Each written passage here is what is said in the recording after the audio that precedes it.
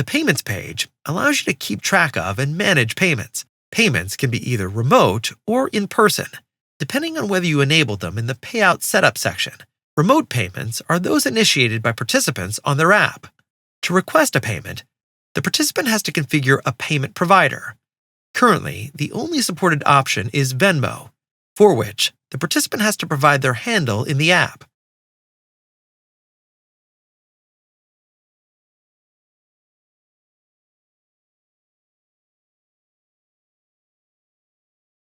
Once they've configured their payment provider, participants can request payments from the Earnings menu, from where they can also see previous payments and a breakdown of every incentive they've earned so far.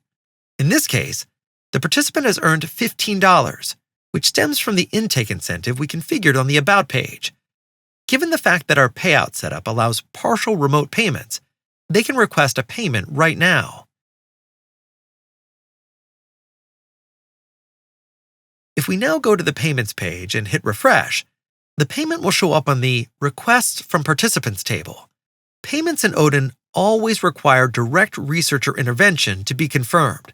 Hence, in order to confirm or reject the payment, you have to select the drop-down next to the Payments coupon and either confirm or reject it. For security reasons, ODIN does not perform any payments by itself, but rather facilitates the communication between you and your participants. To perform this payment, you need to use the provided Venmo handle and send the money. After that, you can inform ODIN that you've done it, which is crucial for us to accurately keep track of your budget. In this case, though, we will reject the requested payment so we can review the Manual Payments feature. As you can see, after rejecting it, the payment was moved to the Finalize Payments table below. Next, we will show you how to perform a manual payment. This type of payment represents a manual handoff from you to the participant and will show up in the In Progress Payments table. Whenever you go to report a manual payment, you will receive a suggested amount that's based on the participant's earnings, but you can still report a different amount. Here, for instance, let's say you met the participant and gave them $10. Right after submitting it, the payment is in the proposed state. While the payment is in this state, the provided amount is frozen.